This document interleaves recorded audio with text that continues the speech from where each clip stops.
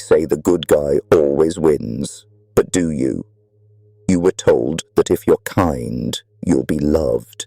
If you're honest, you'll be respected.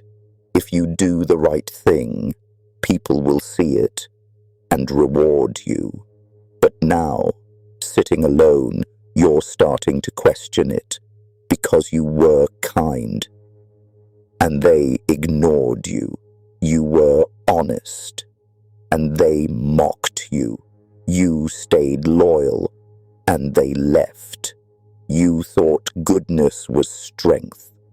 But in their eyes, it looked like weakness. You watch them follow the loudest one in the room, the one who doesn't ask for permission, the one who breaks rules, speaks with fire, and walks with unshakable certainty. You hate him, not just because of who he is, but because they worship him, and that worship exposes something you don't want to admit. They don't follow the good man, they follow the strong one, and in that moment, a part of you dies. The part that still believes this world rewards virtue. Machiavelli warned you centuries ago, men judge more with their eyes than with their hands. Meaning, it's not who you are, it's what they perceive, not your truth, your image. You thought sincerity would save you, but sincerity without power is invisible, a whisper in a stadium of noise. So you wonder, was being good just a strategy you were taught? A mask called morality they put on you to keep you safe, or more accurately, to keep you small. They told you strength is dangerous. But who told you that? The strong? No.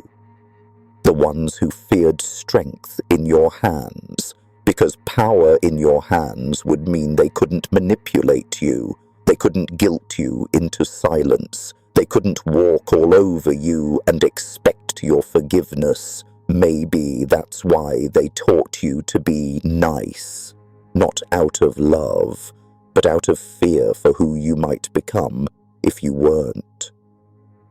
Here's the truth you were never meant to hear. Morality is beautiful, but without power, it's ignored. The world doesn't listen to whispers, it bows to thunder. And so the question begins to form in your chest, not like a thought, but like a fire. What if being good isn't enough? You look back at your life and wonder, was I trained to be good or trained to be weak? Because every time you showed your teeth, they told you you were angry. Every time you set a boundary, they called you mean. Every time you chose yourself, they accused you of being selfish. So you shrank. You apologized for things that weren't wrong. You laughed when you weren't amused. You said yes when your soul was screaming no. Not because you were weak by nature, but because they taught you that being accepted was safer than being powerful. But here's what they didn't teach you. A lion doesn't beg to be liked. It doesn't smile to make peace. It doesn't explain why it eats, because its strength speaks louder than its politeness ever could.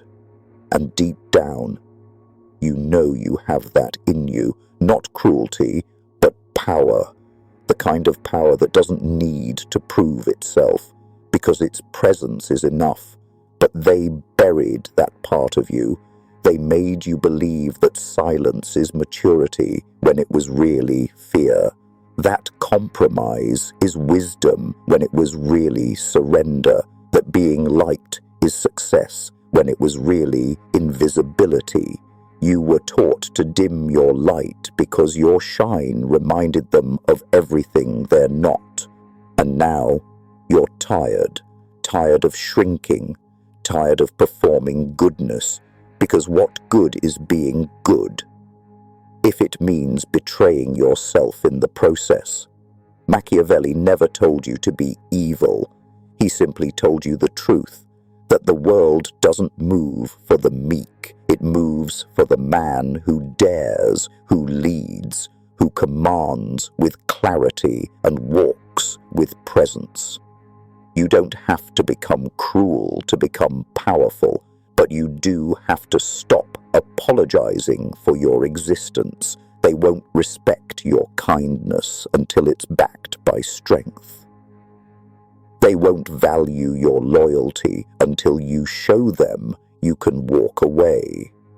And they won't believe in your truth until your voice carries the weight of thunder, not a trembling whisper.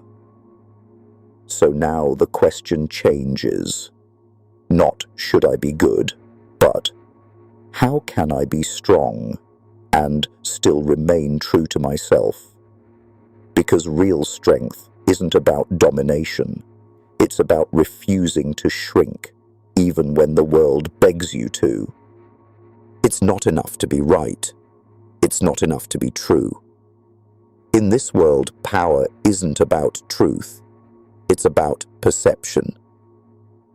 Machiavelli knew this. That's why he warned, everyone sees what you appear to be, few experience what you really are. People don't follow justice. They follow dominance. They follow clarity. They follow strength, even if it's built on illusion. That's why they fall for the loudest in the room. Not because he's wise, but because he looks like he knows. Confidence is more persuasive than correctness. Mystery is more seductive than honesty. And dominance, even when unjust, makes people feel safe, because someone, at least, is leading. That's what you never understood. You tried to be honest, transparent, available. You gave them your heart with clean hands. But they didn't want that. They didn't want honesty. They wanted impact. They wanted to feel something. And the one who made them feel most, even if it was fear, won their loyalty. Why? Because deep down, they don't crave goodness. They crave certainty. And certainty requires something you avoided all your life. Boldness. The willingness to be seen, to be judged, to be polarizing. You wanted to be liked by everyone, but you forgot. When everyone likes you, no one respects you, because respect demands friction, presence, edges. You can't be velvet and steel at the same time and expect them to kneel. So now you begin to shift, not into someone fake, but someone intentional, someone who doesn't just have values, but who defends them, who doesn't just love quietly, but sets boundaries loudly. You stop asking for respect and start embodying it. You stop hoping they'll choose you and start choosing yourself. Because if you don't stand firm in who you are, they will assign you a role, a soft one, a convenient one, a forgettable one. And you were not born to be forgotten. You were born to be felt deeply.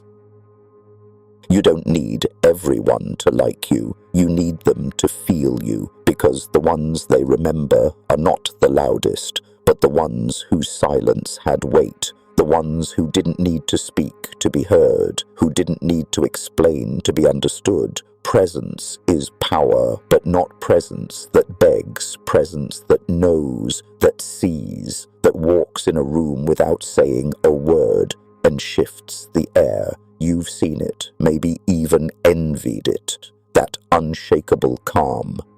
The man who doesn't flinch, who doesn't chase, who isn't trying to prove, just trying to be.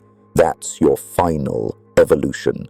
Not the good man, not the angry man, but the centered man, the one who isn't afraid of losing, because he's no longer playing their game.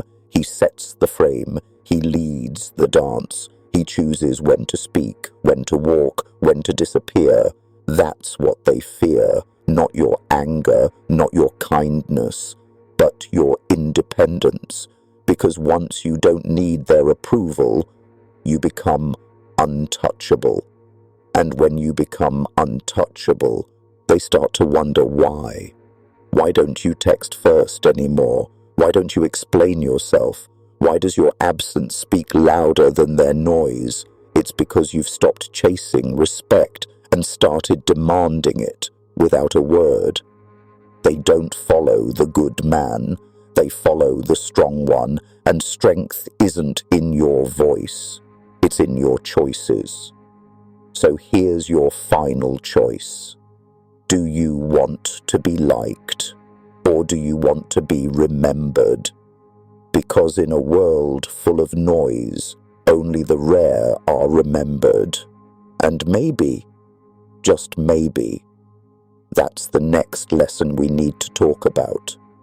How to become rare in a world that begs you to be constantly seen. But be warned, once you become rare, they'll crave your presence, but never control it again. And that is where your real power begins.